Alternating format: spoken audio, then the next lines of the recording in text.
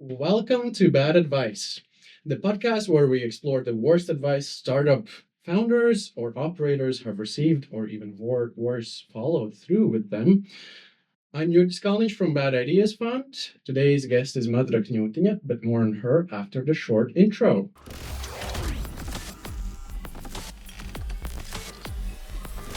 Madara is a tech generalist specializing in scaling early stage startups. She has designed commercial strategies, automated fund operations, and led founder programs that helped startups raise over 5 million euros. She's also an investor and the mother of the Bad Ideas Fund fundraising school. Very happy to have you here today. Thanks for having me. Well, you have worn pretty much every hat imaginable. Would you agree with that? So I have, yeah. And literally, I want you to show something. You are not going to like this, Uh-oh. but this is a. No.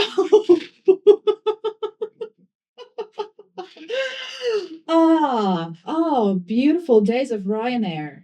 Oh my God, that was Ryanair. I was reading the caption and I was like, which airline allowed 25 kilos in 2013? Yeah, no. So this is this is so memorable. Oh, I love that girl. Oh, kudos to that girl. So this is me going to Edinburgh for my undergrad studies. I was moving to Edinburgh. I'd never been to Scotland. And I had to pack everything I have in that suitcase. So in that photo, I am wearing 3 coats. I think at least 2 sweaters. It was so hot on that plane. I mean, also kudos for that belt across my waist. I'm pretty sure my pockets are stuffed with socks and gloves and whatnot. And just that.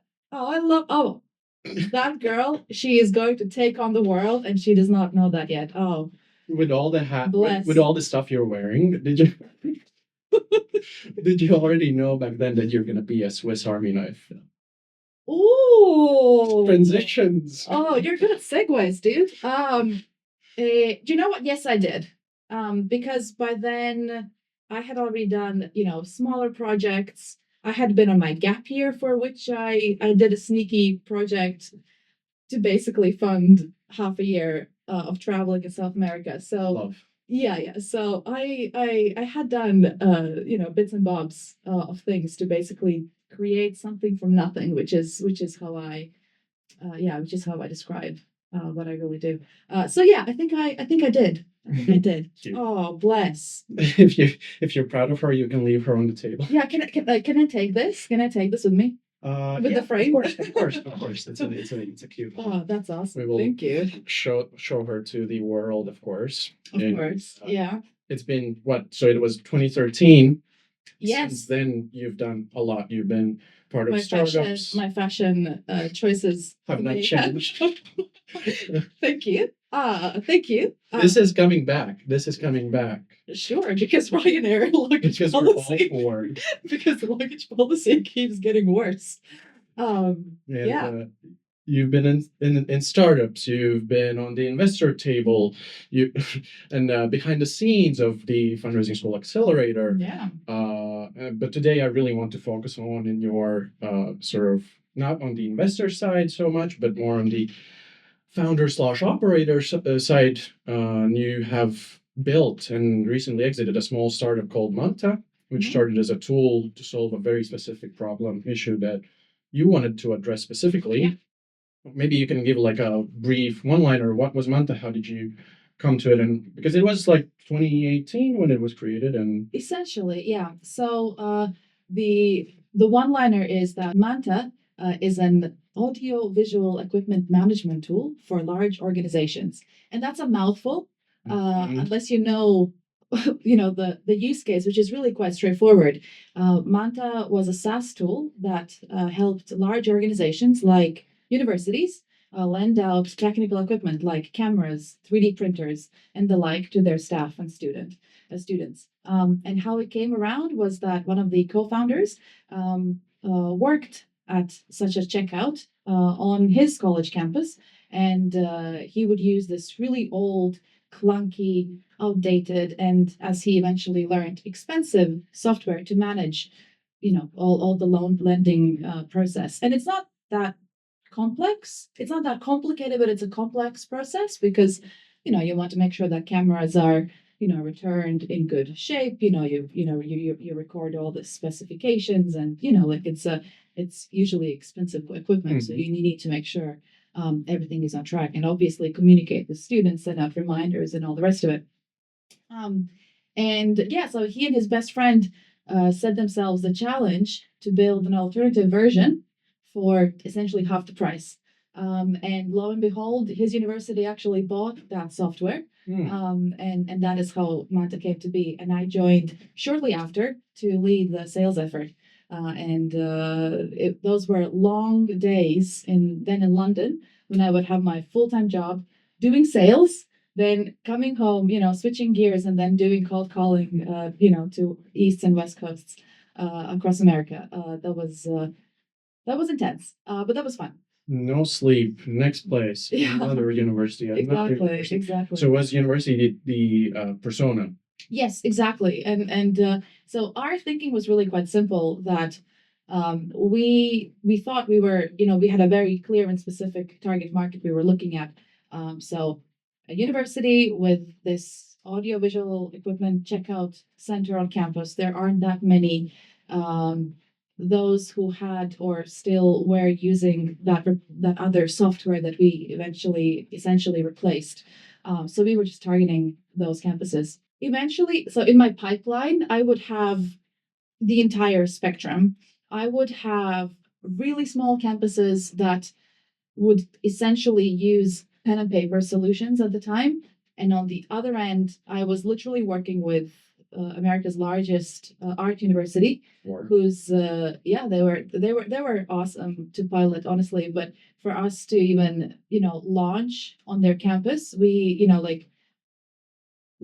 couldn't even support the MVP as is with the current tech stack. So it was a very different kind of ball game, and just figuring out who exactly we were serving and what kind of problem we were really solving. So that was far more complex than what we had anticipated. So we thought that our use case was totally generalizable to the wider population. That just was not the case. We were nowhere near product market fit. So essentially, it was like you had to build custom features for every single customer that you. Essentially, yeah. Obviously, we didn't want that, right? So, and that was a bit of a catch-22. So we could not sell the current product suite to a large enough audience, but without large enough, customer pool, there wasn't enough revenue to then invest in that product build. So, growth was stalling essentially. Actually, one thing that I was thinking about literally as I was coming to talk to you today was that one thing that we did not filter for, which we really should have, which you can't filter for, is the culture fit. The campuses that ended up using our platform, they were the actual end users.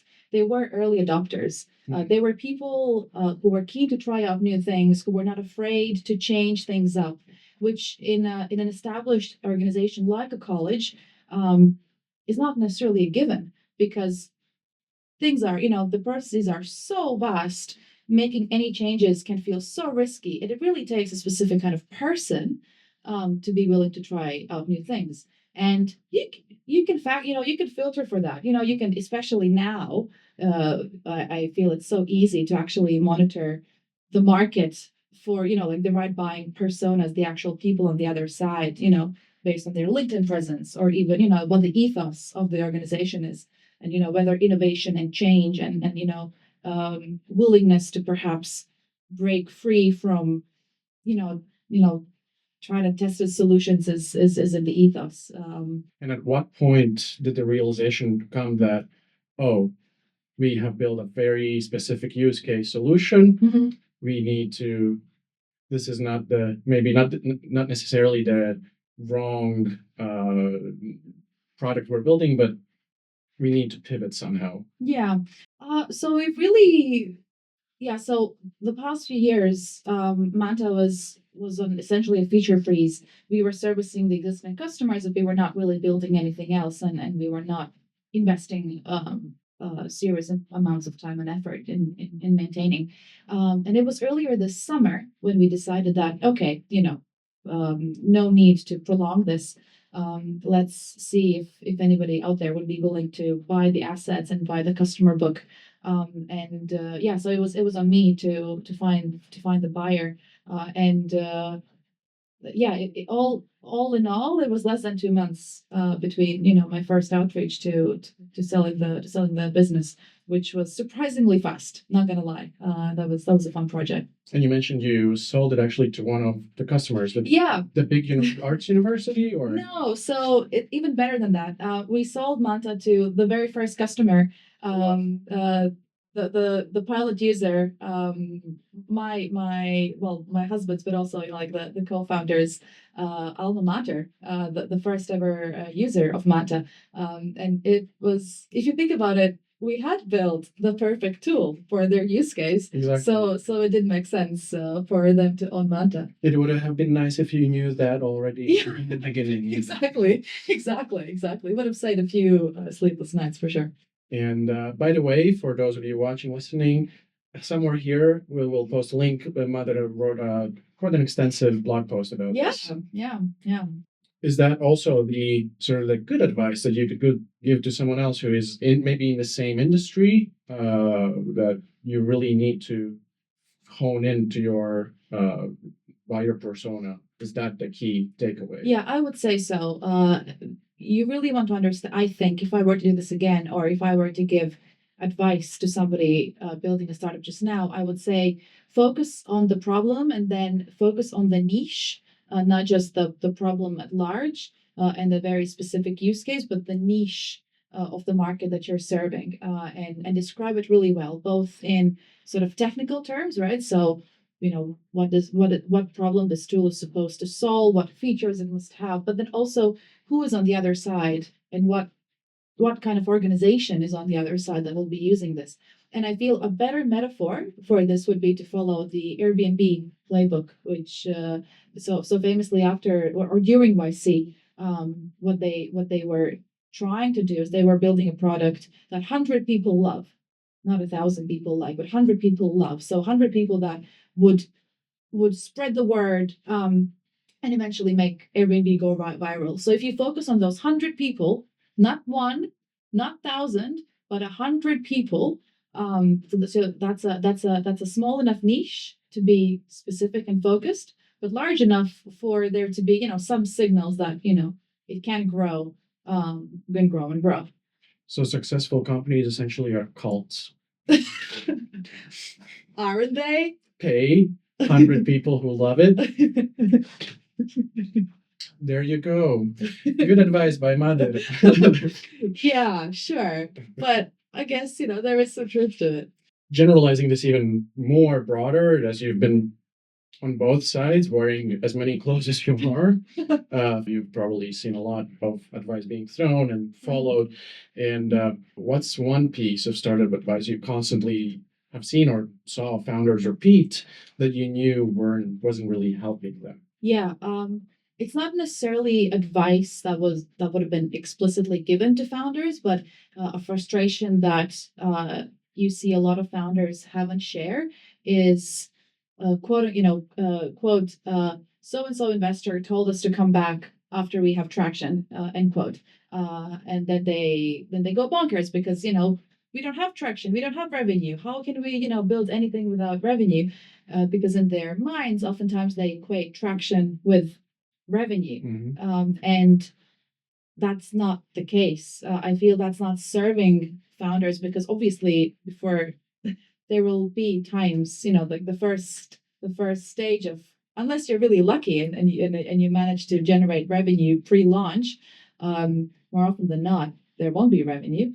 And you do need to be showing traction in other ways. And what I feel founders miss is that investors are ultimately looking for signals that that there is the right problem founder fit, in the sense that this is the right person to take on the problem and they have done enough work and they have enough validation that they know how to solve the problem.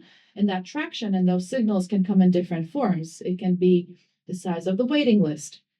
It could be the number of user interviews. It could be, the number of pilots or, number of, I don't know, hackathons you've done, and or any user feedback, any reviews, even good feedback, bad feedback, anything to show that you have thought deeply about the problem, then you are unafraid to step out there and actually launch something and have people use it, have opinions on the product, debate it, fight it, have emotional reaction to your product.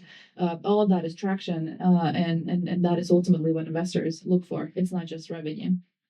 Having probably seen, I don't know, thousands of pitch decks, thousands of pitches, has there any been a moment where you wanted to simply step in, maybe give advice and say, please don't do this, stop, this will definitely backfire to you as a startup founder, or uh, do you recall any instances as such?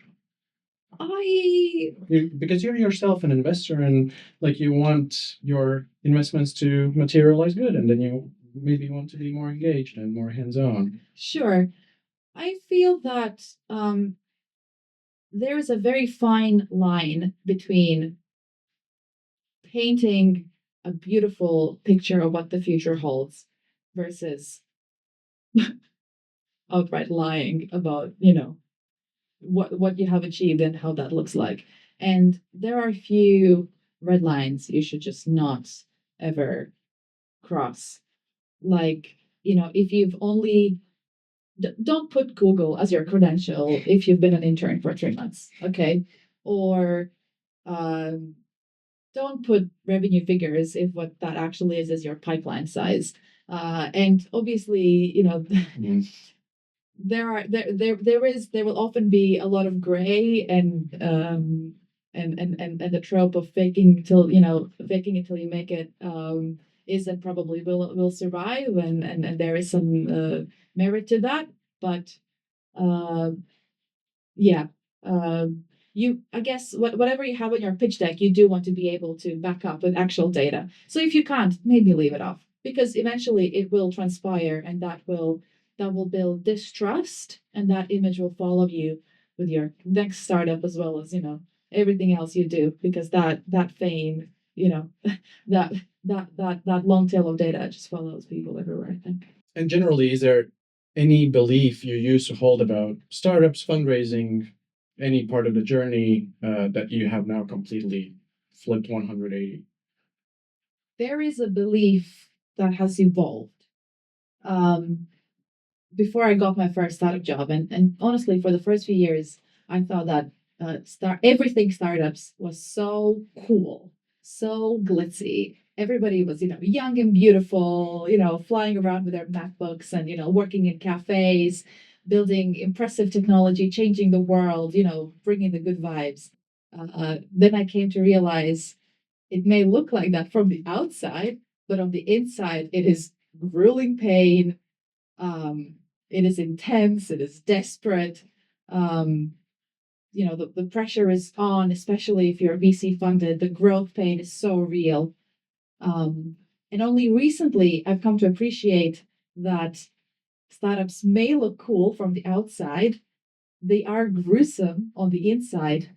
And that is the point, in the sense that it is it is that pain and overcoming challenges that drives satisfaction and drives the success and drives the team forward, and I feel that is what oftentimes really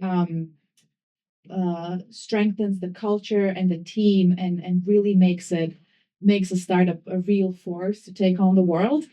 So that pain and that challenge is not to be minimized, but it is to be embraced, because that is where you will eventually find the satisfaction, the care, the love.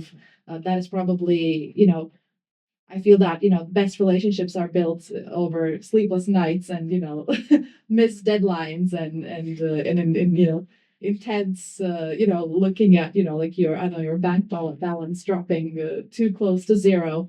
I feel those are the memories that really forge a team. I'm assuming that there's a lot of these tropes or beliefs that are actually false in the end, and this is a nice segue to a quick lightning round. Uh-oh. I didn't brief you on these, so you will have to improv. Great. I'll just read out a few sort of Statement. statements that startup founders or operators often follow and then get burnt. And I just want your direct opinion on the spot from your experience. Just name an example or something that you're like, this is not sitting well with me, or Yeah. maybe the opposite. Maybe the statement is Yeah. is true. So thumbs up or thumbs down kind of situation. Exactly. Okay. Very Now my on thumbs ready. brand. Very on brand for this discussion so far.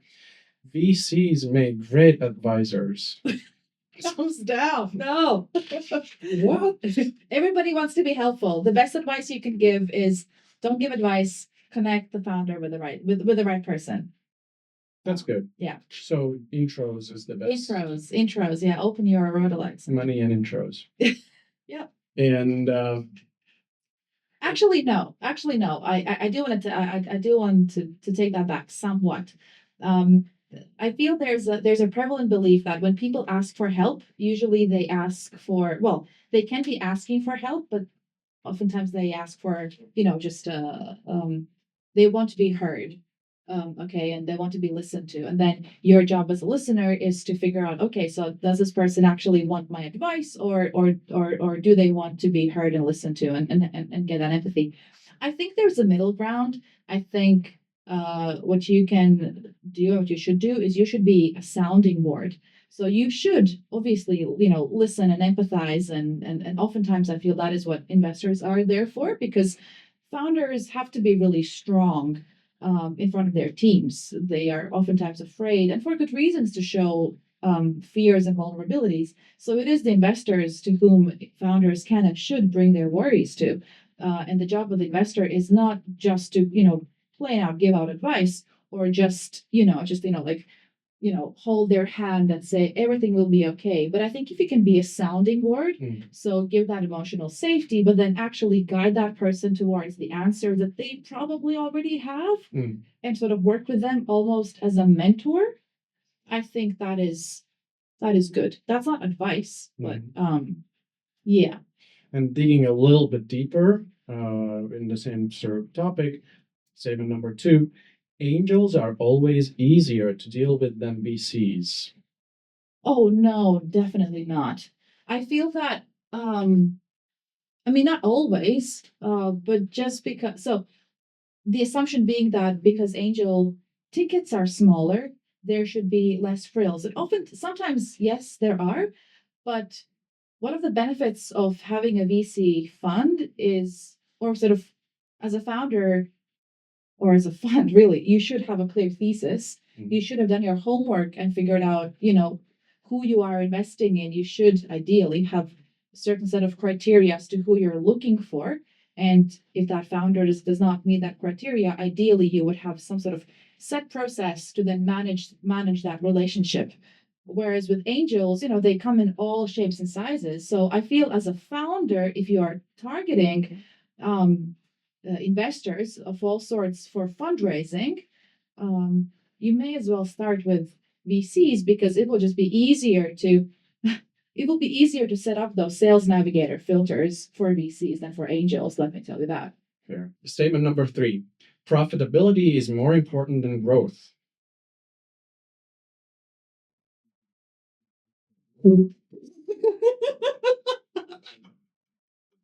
Let's yap a little bit. For you as a founder / operator. Oh gosh, I don't know. And you know what? I think it's because of that goddamn AI. I feel that, so obviously, like after the good old days of ZERP were over, it was not growth at all costs. Profitability had to matter, and probably to an extent that still matters. But look, AI is such an unprecedented growth opportunity. OpenAI is not profitable, and they're doing pretty well. So I wonder whether there are outliers who are just so bold, for whom there's an entirely new rule book. So yeah, I don't know. Depends. Fair. Next statement. Related to your multiple hats that you worn, everyone should learn to code. Not code per se, Vibe code, maybe. but I think, and that's kind of like, I'm talking about myself here. if you want to work close to tech, if you are vibe coding, especially if you're vibe coding, because anybody can vibe code. But if you are vibe coding, if you are tinkering with tools, you do want to have some understanding of the fundamentals of how code works, how data types work, what is a good what does a good infrastructure look like? What does a good database setup look like? What do different languages have in coding languages have in common when and how they are different? Um, ChatGPT or Claude Code or whatever will give you the code snippets, but you do want to have some intuition about the fundamentals. Fair. Understandable. Last but not least, startups must go global from day one, or must build global from day one. Depends on what your starting point is. I feel that is a sound advice to startups in Europe, especially in our part of the world where the local markets are so small. But we don't realize how low of a barrier it is to really build globally from day one, in terms of culture, in terms of just the languages we speak, our outlook and how we see ourselves in the world. So I feel that is certainly helpful. Obviously, if your starting point is San Francisco and there's no harm in taking on the US market, right? Or taking on an even larger market, right? So uh you know there is an entirely separate and independent ecosystem in China that we don't know anything about. And those are so many apps are built for local markets, and not all of them are US, not all of them are Western app copycats. So I don't think that's universal advice. It very much depends on what your starting point is. To sort of maybe summarize your whole experience so far, two things. First of all, in 5 to 10 years, we're gonna come back, do another recording. Next to this beautiful photo, we have another photo from a screenshot of this discussion. Do you think there's going to be any other beliefs that you currently hold? Maybe you're already in the process of, again, doing a complete 180 advice or belief that regarding startups that you're going to hold in Yeah. 5 to 10 years. Most definitely. I feel with AI, it's such a tidal change. So much will change. I don't think what exactly will change. But I would consider that to be a failure if in 10 years' time I will not have rethought some of the fundamentals. I feel that's just not what growth would look like. Yeah, if you have to look back at yourself and be embarrassed, that means that you have grown. Yeah. But you are Exactly. not embarrassed about this. Well, certain choices there Have been made. may have been better made. Thank you so much, Madara, for joining today. It was a very sweet, very eye-opening for yourself as well. Yeah. You can bring this home with you. And for the rest of you, thank you for watching. Thank you for listening, and see you next time. Bye. Bye. Bye. Well, because there's like a Bye. bye.